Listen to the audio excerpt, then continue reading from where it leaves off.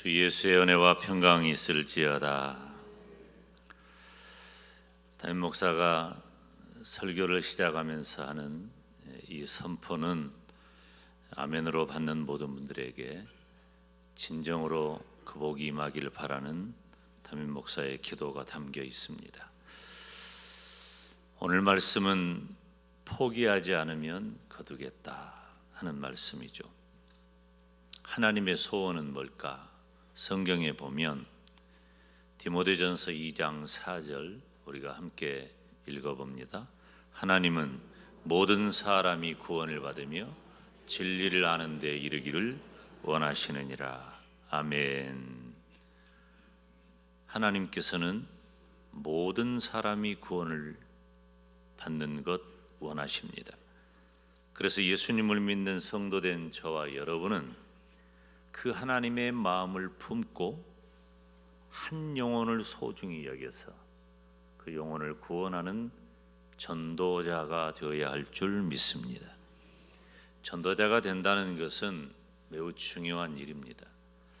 왜 전도할까? 우리 영광대교회는 왜 전도하죠? 빈자리 채우기 위해서 전도하나요? 그거 아니라고 여러 번 말씀드렸습니다. 우리는 지금 1부, 2부 예배를 드리는데 1부 예배 때는 2부보다 더 많이 왔어요. 오늘은 빈자리가 없었어요. 편의상 이렇게 2부 예배로 나눌 정도로 이미 우리는 예배당이 꽉 찬 교회입니다. 그렇지만 우리가 전도해야 할 이유는 바로 영혼 구원에 있는 거예요. 왜? 하나님의 마음이, 하나님의 소원이 영혼 구원에 있기 때문입니다. 그래서 이 땅의 모든 교회와 모든 성도들은 전도를 해야 하고 우리들은 다 전도자가 되어야 할 줄 믿습니다. 그런데 왜 전도자가 되지 못하고 또 전도자로서 그 사명을 감당하지 못하는가? 확신 때문이에요. 좋은 전도자가 되려면은 몇 가지 확신이 있어야 합니다. 첫째, 내가 구원받았다고 하는 분명한 구원의 확신이 있어야 합니다. 요한복음 1장 12절 말씀을 함께 읽습니다. 영접하는 자, 곧 그 이름을 믿는 자들에게는 하나님의 자녀가 되는 권세를 주셨으니. 아멘. 예수님을 믿으면 하나님의 자녀가 됩니다. 놀라운 말씀입니다. 저는 17살 이 계절에 봄에 예수님을 믿었어요. 그 예수님을 믿고 나서 저에게 생긴 것은 엄청난 삶의 변화입니다. 무엇 때문이었는가? 내가 예수님을 믿고 구원받았다는 확신이 생기니까 내 삶의 방향이 완전히 바뀌었습니다. 절망에서 소망이 생겼고 슬픔 가운데도 기쁨이 생겼어요. 아무런 의지가 없는데 하나님께서 살아가야 할 삶의 의지를 주셨어요. 17살이면 소년입니다. 집안은 망하고 갑자기 한 끼 밥을 못 먹을 정도로 가난해지고 주변에는 그렇게 많았던 사람들이 썰물처럼 다 빠져나가 아무도 남지 않았어요. 할머니, 어머니, 여동생, 나 이렇게 남아있는 거예요. 정말 그 엄청난 바다 위에 그 작은 배 한 척에 몸을 실는 기분이라고 할까요? 아무것도 없었어요. 재미도 없고 소망도 없고 모든 게 싫고. 그런데 예수님이 나의 구세주, 나의 하나님이라고 하는 것을 믿고 그 구원의 확신이 오니까 그런 건 다 소용없는 거예요. 내 형편, 처지, 상황, 환경 다 소용없고 내 마음의 기쁨과 감사와 말로 형용할 수 없는 행복이 가득했어요. 그것이 내 삶에 일어난 실제적 변화입니다. 제가 경험한 거예요. 그러니까 그때부터 정신이 없는 거야. 구원의 확신이 있으니까. 교회가 너무 좋고 예배가 좋고, 그전까지는 목사님 하시는 설교가 다 의심하는 얘기들밖에 없어요. 다 거짓말 같고. 그런데 구원의 확신이 든 이후로는 목사님께서 별 말씀을 해도 다 아멘하게 되고, 찬송을 부를 때는 내가 박자도 음정도 제대로 못 맞추지만은 다른 사람들이 내 틀린 소리 듣고 따라올 정도로 크게 찬양했고, 막 정신이 없었죠. 저는 지금 얼마나 시간이 흘렀을까요? 40수년이 훨씬 지났죠. 그 구원의 기쁨과 감격은 여전합니다. 여러분, 전도하기를 원한다면 구원의 확신을 가지시기를 축원합니다. 두 번째로는 천국의 소망이 분명해야 돼요. 빌립보서 3장 20절 말씀을 보면, 오직 우리의 시민권은 하늘에 있는지라 거기로서 구원하는 자 곧 주 예수 그리스도를 기다리노니. 아멘. 여타의 종교들, 그리고 주의, 사상, 이런 모든 사람들에게 이상향이 다 있습니다. 그것을 유토피아라고 합니다. 그런데 그 말의 원래 의미는 없는 곳이라는 뜻이에요. 있지도 않은 것을 이상향으로 여기는 겁니다. 그런데 우리 기독교 신앙은 천국을 말하잖아요. 천국은 이상향이 아니에요. 인간이 상상하고 유추해낼 수 있는 최고의 단계가 천국이 아니에요. 천국은 분명히 실제한 장소로서 천국인 줄 믿습니다. 그래서 우리가 천국에 간다 그러는 거예요. 왜 천국에 간다고 말을 할까요? 천국이 있으니까 간다고 하는 겁니다. 사랑하는 여러분, 우리는 개인적으로 구원의 확신이 있어야 하면서 천국에 대한 소망이 분명해야 합니다. 내가 구원의 확신도 없고 천국에 대한 소망이 확실하지도 않은데 어떻게 입을 열어 예수님 믿자고 말하겠어요? 어떻게 예수님을 믿고 구원받아 천국 가자고 말하겠어요? 입도 떼지 못합니다. 그런데 여러분, 사람이 좋은 일이 있잖아요. 그러면 그냥 입이 간지러운 거야. 말을 하고 싶어가지고. 여러분들이 입 간지러울 정도로 말을 못하는 것은 아직 이런 확신에 젖어 있지 못하기 때문이에요. 구원의 확신이 있고 천국에 대한 소망이 확실해야 돼요. 세 번째로는 나의 모든 죄가 다 용서받았다는 사죄의 확신이 있어야 합니다. 요한일서 1장 9절 말씀을 함께 읽습니다. 만일 우리가 우리 죄를 자백하면 저는 미쁘시고 의로우사 우리 죄를 사하시며 모든 불의에서 우리를 깨끗게 하실 것이요. 아멘. 사랑하는 여러분, 나의 모든 죄는 예수님의 십자가를 통해 다 용서받은 줄 믿습니다. 예수님께서 십자가에 못 박혀 죽으실 때에 나의 모든 죄를 다 지시고 죄값을 지불하셨어요. 중요한 얘기입니다. 죄값을 지불했다는 것은 어떤 형식이냐면, 내가 어떤 물건을 갖기 위해서 그 물건 값을 정당하게 지불하는 것입니다. 그래야 내 것이 되잖아요. 그런 것처럼 예수님께서 나의 모든 죄값을 십자가에 못 박혀 죽으심으로 다 지불하시고 나의 모든 죄를 용서해 주셨습니다. 저와 여러분은 예수 그리스도 안에 있기 때문에 우리의 모든 죄를 다 용서받은 줄 믿습니다. 그리고 어떤 죄라도 회개하기만 하면 용서받게 될 것을 믿으시기를 바랍니다.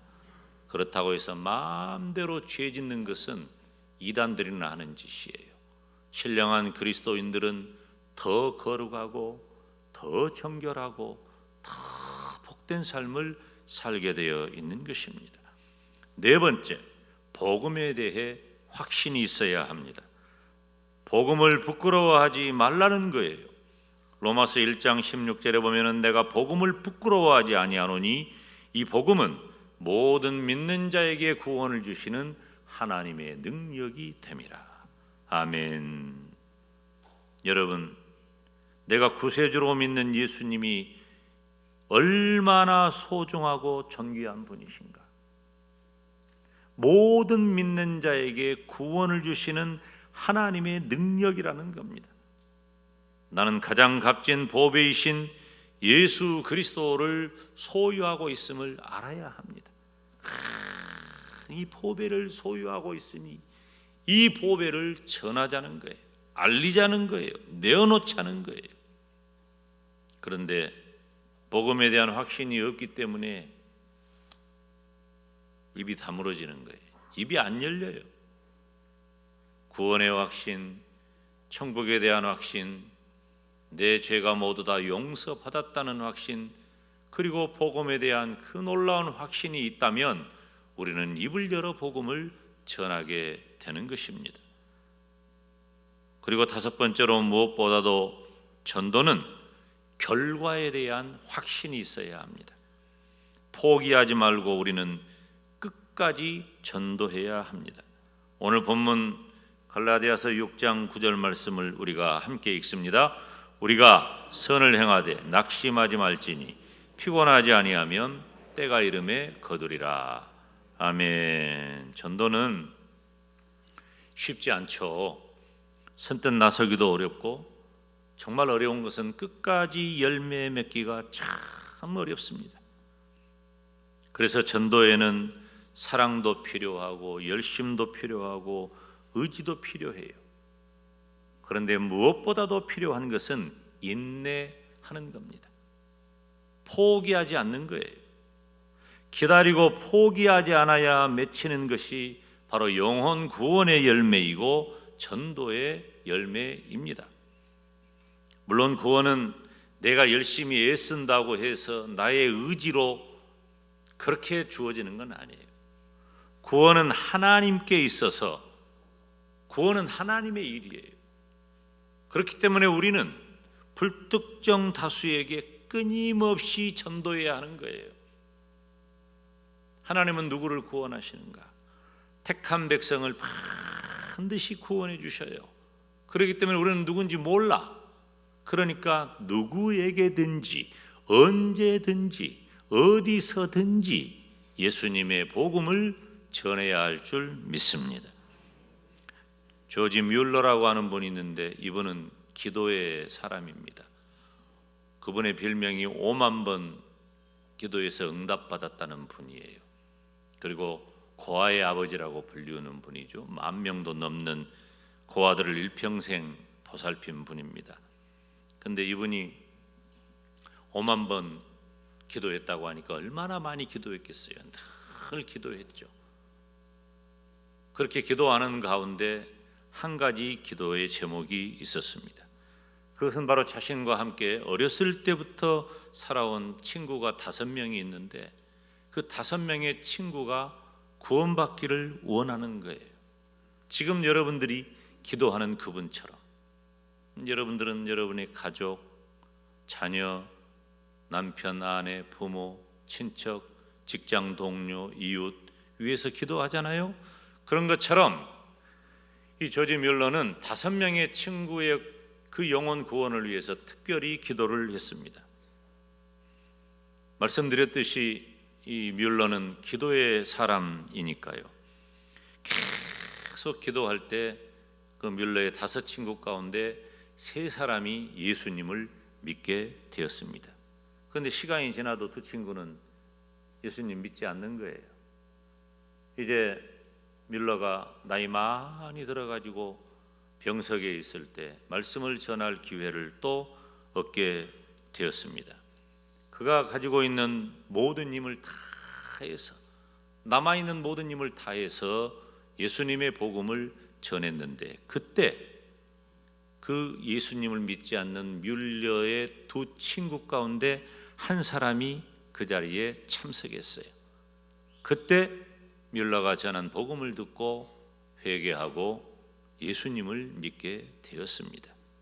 나머지 한 친구는 어떻게 되었을까요? 끝까지 예수님을 믿지 않았어요. 그리고 결국 뮬러는 세상을 떠나게 됩니다. 그런데 그 나머지 한 친구가 뮬러의 소식을 들어요. 뮬러가 죽었단다. 그런데 뮬러가 죽을 때까지 네가 예수님을 믿기를 위해서 기도했단다. 무려 몇 년 동안? 52년 동안 기도했을 때 두 사람 중에 한 명은 예수님을 믿었지만 52년을 기도하고 세상을 떠났어도 나머지 한 친구는 예수님을 믿지 않은 거예요. 저도 예수님을 믿고 가족의 구원을 위해서 하나님께 기도했는데 어머니가 10년 만에 교회에 나오셨어요. 52년 친구의 구원을 위해서 기도했던 뮬러에 비하면 아무것도 아니죠.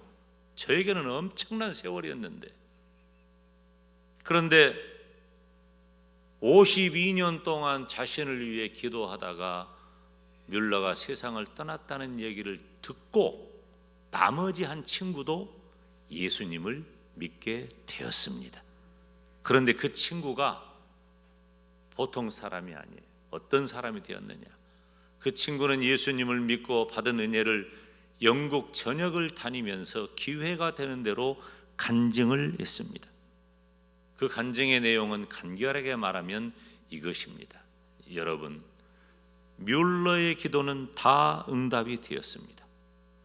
여기 있는 내가 최후의 응답입니다. 주님께 심으십시오. 그리하면 언젠가 때가 되면 아름다운 열매를 거두게 될 것입니다. 이렇게 간증하는 사람이 되었다는 겁니다. 5명의 친구를 위해 어렸을 적부터 기도했던 뮬러가 3명은 일찍 열매가 되었지만 나머지 2명은 안 돼요. 52년 걸렸어요. 그런데 52년 세상 떠나기 전에 한 친구는 예수님을 믿었고 나머지 한 친구는 세상을 떠난 다음에 열매를 맺게 되었다는 것입니다. 사랑하는 성도 여러분, 신앙과 인생의 실패는 실패라고 여겨지는 그때가 아니에요. 언제가 실패인가? 포기할 때가 실패하는 겁니다. 우리가 포기하지만 않으면 반드시 때가 되매 열매를 거두게 될 것을 믿으시기를 바랍니다. 부족한 종이 믿는 것은 전도에는 실패가 없다는 거예요. 다만 지연되고 있는 거예요. 확실한 것, 하나님께서는 택한 백성을 구원하실 줄로 믿습니다. 그래서 우리는 하나님께서 누구를 선택하셨는지 알 수 없기 때문에 지금도 우리가 현재 진행형의 전도자가 되는 거예요. 때가 되면 반드시 아름다운 열매 맺혀질 것을 믿으시기를 축원합니다. 바울 사도는 사도행전 25장 말씀을 보니까 복음을 전했다는 이유 때문에 체포되어 가지고 재판을 받습니다. 그런데 그 자리에 보면은 아그리빠 왕, 베스도 총독, 당대의 권력과 유명 인사들이 다 포진하고 있어요. 바울이 어떤 사람입니까? 예전에 그 자리에 앉았던 사람입니다.